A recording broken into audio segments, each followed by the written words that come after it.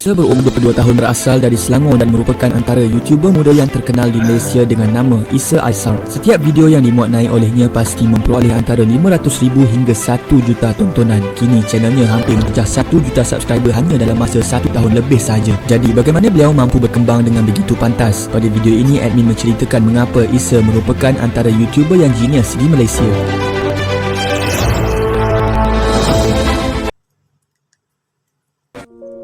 Channel Isa Aisar kini meningkat sebanyak 12 juta tontonan dalam masa 30 hari dan memperoleh lebih 200,000 subscriber setiap bulan. Anggaran pendapatan terendahnya di YouTube adalah RM12,000 sebulan. Admin tidak menyebut pendapatan tertingginya kerana kebiasaannya anggaran tertinggi di social media tidak berlaku di Malaysia dan hanya logik pada YouTuber di luar negara seperti di Amerika Syarikat. Ini kerana CPM mereka lebih tinggi dari negara-negara di Asia. Nombor 5. Menambah sumber pendapatan dan melabur pada video. Ramai orang tertanya-tanya bagaimana Isa mampu membuat video challenge sehingga melibatkan puluhan ribu ringgit dan mampu membeli rumah bernilai 1.8 juta ringgit. Di sini admin merungkaikan 3 sumber pendapatan Isa selain di YouTube. Pertama, menjual pakaian dan aksesoris di bawah jenama Isa Aisar. Menurut laman webnya, harga pakaian di situ bermula dari RM140 untuk sehelai t-shirt sehingga RM320 untuk sehelai hoodie. Selain itu, Isa juga sering melakukan paid review Okta FX pada video di YouTube-nya. Membuat review pada channel Isa Aisar pasti dikenakan bayaran sehingga beribu ringgit disebabkan tontonannya yang berjuta. Menurutnya lagi di posting Facebook Isa Aisar, beliau mempunyai syarikat sendiri di bawah nama Aisar Global yang menjual perisai vape dengan jenama Smart D-Bro. Jualannya sehingga mencecah 10,000 unit Smart D-Bro dengan harga RM10 sehingga RM16 setiap satu. Selain itu, 800 helai jenama pakaiannya terjual dalam masa 7 hari sahaja dengan kiraan admin. Sekiranya 10,000 botol dijual setiap minggu, beliau mampu mendapat jualan kasar sebanyak RM100,000 seminggu dan sebulan beliau mampu membuat jualan sebanyak RM400,000. Selain itu, harga bagi sehelai hoodie-nya adalah RM320. Sekiranya membuat 800 helai jualan dalam masa 7 hari, beliau akan memperoleh RM256,000. Itu hanyalah dalam 7 hari. Sekiranya sebulan, beliau akan mendapat sebanyak RM1 juta jualan kasar bagi karyannya sahaja. Dengan gabungan kedua-dua perniagaannya, beliau mampu memperoleh sebanyak RM1,320,000 jualan kasar dalam masa sebulan. Maka tidak hairanlah beliau mampu melabur pada video-video YouTube-nya dengan menghasilkan prank atau challenge yang bernilai sehingga RM25,000. Nombor 4. Gabungan kategori video viral.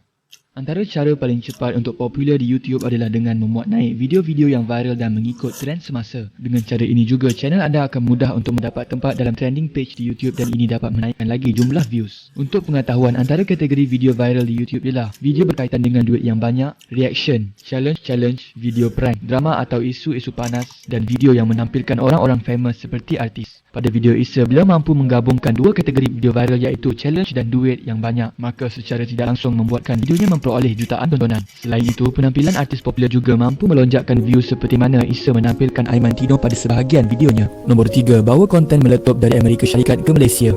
Menurut Patrick Grove iaitu founder iFlix dan individu ke-33 terkaya di Malaysia, membawa idea yang menarik dari negara barat ke Asia pasti akan menguntungkan. Idea itulah yang diterapkan pada channel Isa. Hal ini kerana di Amerika terdapat seorang YouTuber bernama MrBeast yang kini merupakan antara YouTuber barat paling popular di dunia. Beliaulah yang memulakan video yang berasaskan duit dengan nilai yang banyak dan challenge. Dengan konten-konten seperti itu, YouTuber MrBeast ini tidak pernah mendapat tontonan kurang dari 10 juta dan setiap bulan beliau akan memperoleh 400 juta tontonan dan meraih pendapatan antara RM400,000 hingga RM6.8 juta sebulan. Dengan sambutan yang luar biasa pada video-video channel ini, ramai YouTuber lain cuba untuk membuat konsep yang sama seperti channel itu, termasuklah channel Isa Aisar, dan terbukti konten ini sangat diminati ramai sehingga ada yang mengatakan Isa Aisar ini adalah MrBeast versi Malaysia. Untuk pengetahuan, channel prank dan challenge tidak begitu banyak di Malaysia sebelum ini. Hal inilah membuatkan channel Isa Aisar berjaya memenuhi dan mengisi peluang keemasan untuk menjadi YouTuber prank dan challenge paling popular di Malaysia. Nombor 2. Intro menarik penonton dan YouTube algorithm.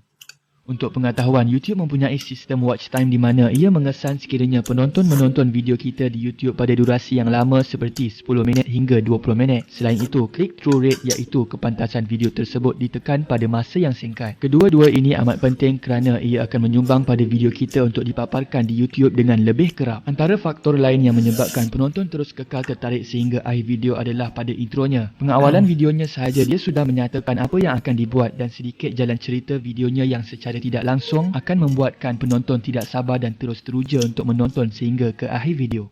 Yo, what's up, it's your boy Isa. Guys, so hari ni aku nak buat game apa? Siapa yang bawa pasir paling banyak guna kereta kontrol, dia menang RM25,000. Nombor 1. Mengembangkan nama di YouTube.